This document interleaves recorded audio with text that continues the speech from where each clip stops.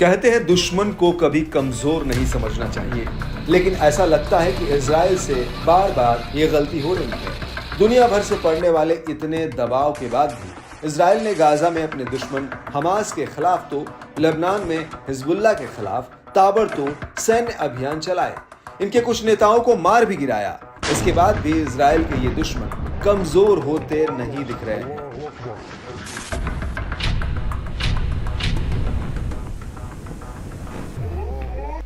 जानकार, कई एक्सपर्ट्स और अन्य लोग तो यहां तक कह रहे हैं कि ये लड़ाका समूह ताकत, क्षमता और हथियारों के मामले में काफी अपग्रेड है।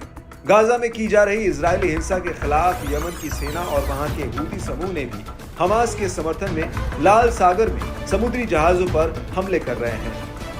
गाजा में की जा रही इजरायली हिंसा के खिलाफ यमन की सेना और वहां के हूती समूह भी हमास के समर्थन में लाल सागर में समुद्री जहाजों पर हमले कर रहे हैं। इन हमलों के जरिए वो अमेरिका पर इजराइल की मदद ना करने और इजराइल को हमलों से रोकने के लिए दबाव बना रहे हैं, क्योंकि जहाजों का आवागमन रुकने से अमेरिकी व्यापार को घाटा हो रहा है। इस बीच एक शीर्ष अमेरिकी अधिकारी ने जो बात कही वो इजराइल के लिए चिंता वाली बात है।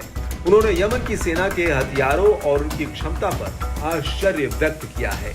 देश के लिए हथियार खरीद से जुड़े एक जिम्मेदार शीर्ष अमेरिकी अधिकारी ने यमन के सशस्त्र बलों द्वारा इस्तेमाल किए जा रहे हथियारों पर आश्चर्य व्यक्त किया। अमेरिकी अधिकारी ने एक कार्यक्रम में बीते 6 महीनों में यमनी बलों द्वारा किए गए ऑपरेशन और उसकी क्षमता पर कहा कि मैं बस हैरान हूं। उन्होंने कहा कि इनके पास आधुनिक मिसाइलें और अन्य हथियार हैं जो कुछ भी कर सकती हैं। उन्होंने कहा कि वे एक इंजीनियर और भौतिक विज्ञानी हैं और अपने पूरे करियर में मिसाइलों के ही आसपास रहे हैं, यानी वो यमनी बलों के हथियारों की ताकत और क्षमता से अच्छी तरह से वाकिफ हैं। उन्होंने कहा कि यमनी सेना डरावनी होती जा रही है। यमनी सेना ने अक्टूबर 2023 से अब तक इजराइल के खिलाफ सैकड़ों हमले किए।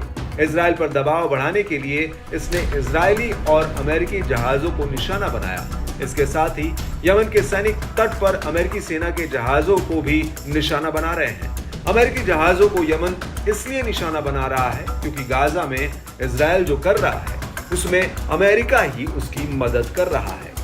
अभी हाल ही में यमनी सैनिकों ने अमेरिकी नौसेना के खिलाफ 2 ऑपरेशन चलाए।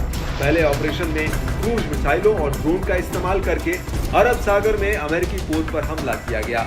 दूसरे ऑपरेशन में बैलिस्टिक मिसाइलों और मानव रहित वाहनों के साथ लाल सागर में 2 अमेरिकी सैन्य वाहनों को निशाना बनाया गया। रिपोर्ट के मुताबिक दूसरे हमले में यमन की सेना ने कम से कम 8 drone, 5 anti ship ballistic missile और एंटी शिप क्रूज मिसाइलें अमेरिकी सैन्य वाहन की तरफ दागे गए। यमन ने बार बार कहा कि जब तक गाजा और लेबनान पर इजरायली हमला बंद नहीं हो जाता और गाजा से घेराबंदी नहीं हटा ली जाती है, तब तक उसके सैन्य अभियान जारी रहेंगे। इससे साफ है कि इजरायली प्रधानमंत्री बेंजामिन नेतन्याहू अपने दुश्मनों के खिलाफ भले ही कितनी बड़ी बड़ी बातें करें, लेकिन युद्ध के मैदान में इजराइल कोई खास मजबूत स्थिति में नहीं दिख रहा है।